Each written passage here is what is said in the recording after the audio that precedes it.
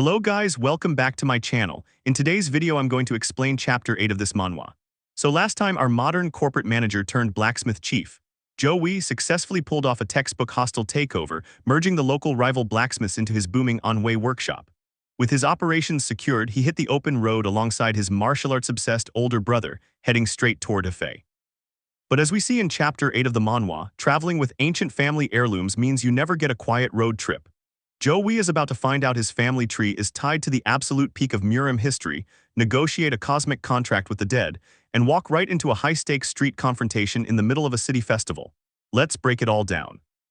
The chapter opens up right back on the trail, with Jo Hwi listening to the ghostly voices bickering inside his mind through the Yuichin Crimson Jade.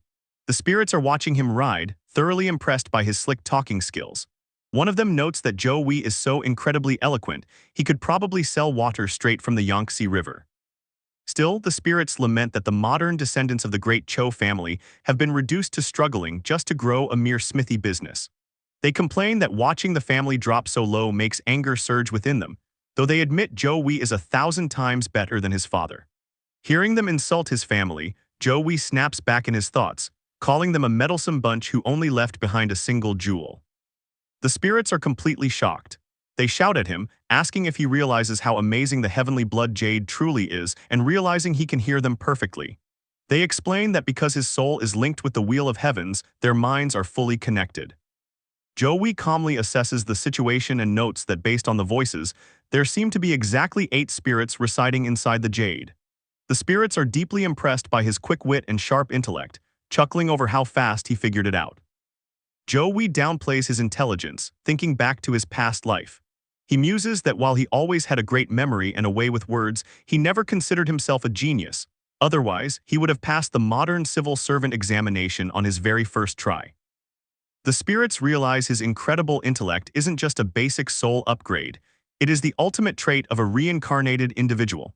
They point out that the division of labor system he implemented at the blacksmith workshop is completely alien to their world. Admitting it surprised all of them. Suddenly, a booming, arrogant voice chimed in. The spirit introduces himself as Mindiok, declaring that Jo Hwi is still not worthy of becoming the next supreme king after him. Jo Hwi's modern brain short-circuits, he gasps internally. Mindiok, are you talking about Cao Cao of the Three Kingdoms? He was the progenitor of my family. The legendary warlord himself corrects him, telling him not to be ridiculous. He explains that the Cho family existed long before him and that his own father was simply the adopted son of a eunuch. Even so, Cao Cao looks down on Jo Hwi's corporate methods, scoffing that Jo Hwi is just someone who gets people to work using money, questioning how a mere businessman could ever be a true king. This instantly sets Jo Hwi off. He fires back aggressively, asking how else you are supposed to get employees to work, if not with money. He asks if they expect him to use slaves or if he should just hypnotize and brainwash his workers. The ancestors roar at his extreme rudeness, telling him to shut up and be quiet, while Jo Hwi mutters that he isn't even wrong. While Jo Hwi is busy arguing with the voices in his head, his older brother interrupts the mental silence, shouting in absolute excitement over the history chronicle he is reading.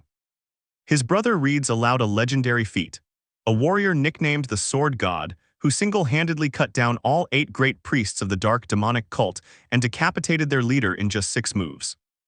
Jo Hwi recognizes the name, noting that the modern Heavenly Demon Fortress are the descendants of that very cult. The Heavenly Demon Fortress is widely known as the strongest group among the 3 corrupted heavens of the unorthodox faction. Jo Hwi finds the story completely exaggerated, pointing out to his brother that there are no official records, names, or evidence left behind by this mysterious sword god. His brother laments that despite 2 whole books of legends written about the sword god, there are only 3 pages of actual verified information on him. Sensing a perfect opportunity, Cao Cao's spirit speaks up to Jo Hwi. He asks if Jo Hwi ever wondered why the descendants of a supreme king were forced to live in a broken-down countryside village. Jo Hwi naturally replies that wealth never lasts past 3 generations. Cao Cao gets defensive, telling him not to underestimate his life's work. He reveals that he left behind a secret stash of 10,000 crates of gold, which Jo Hwi instantly calculates to be a staggering 375 tons in modern measurements. Cao Cao drops the ultimate proposition. He wants to make a deal. He explains that their ancient enemies are still incredibly powerful, but with the ancestors' help, Jo Hwi has a fighting chance. What does the Supreme King want in exchange? The complete and total extermination of the Sima family. Jo Hwi realizes that the strange, intense hostility he always felt whenever the name Sima was mentioned was actually a cellular ancestral hatred passed down through his bloodline. But he tells the ghost it's an impossible request. The current Sima family are the direct descendants of the legendary sword god and are widely recognized as the strongest family in the entire world. How is a mere blacksmith owner supposed to take down global superpowers? To prove they mean business, Cao Cao calls out to the other spirits within the jade. He summons a spirit named Cho Chen and asks if he can teach Jo Hwi martial arts. The spirit steps forward, introducing himself as Cho Chen, the legendary sword god himself and the exclusive successor of the secret sword tomb. Jo Hwi realizes that the legendary figure his brother was just fanboying over is literally trapped inside his necklace. Next, Cao Cao calls upon a spirit named Kang, asking him to teach Jo Hwi a secret meridian technique. Kang agrees, mentioning it would be easy as long as his own descendants aren't actively being wiped out by dark merchants. Cao Cao reveals that he has peeked into Jo Hwi's modern memories, catching glimpses of airplanes, advanced technology, and modern corporate structures. He admits that modern civilization possesses knowledge he never could have dreamed of. Jo Hwi is internally mortified, calling the ancient warlord a complete stalker. Cao Cao looks him dead in the soul and delivers the pitch.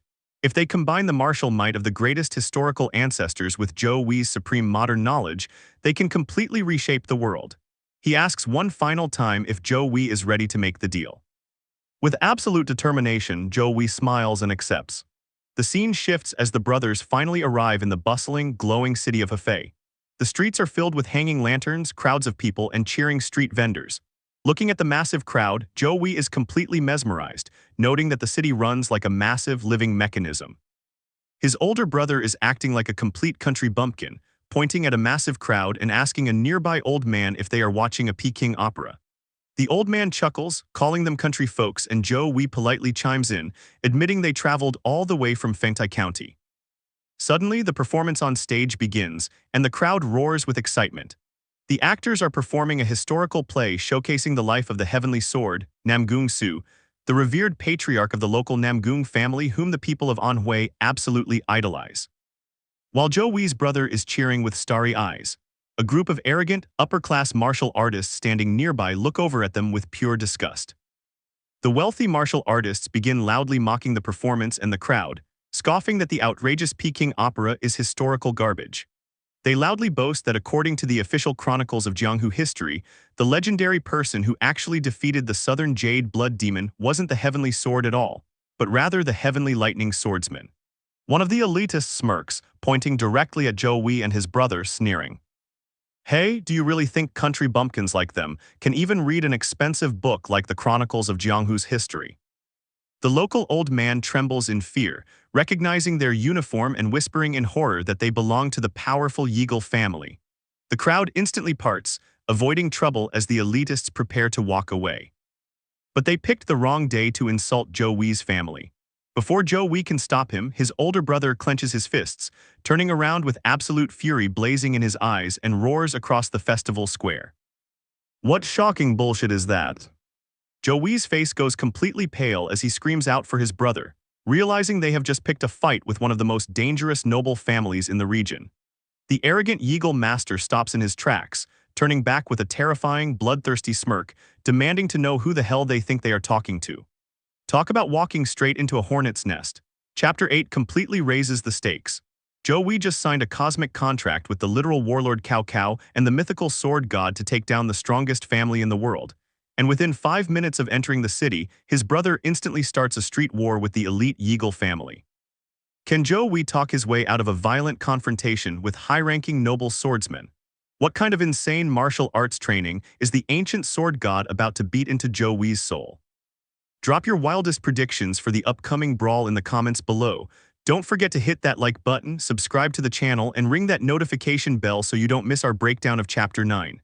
See you in the next one, legends. Bye-bye.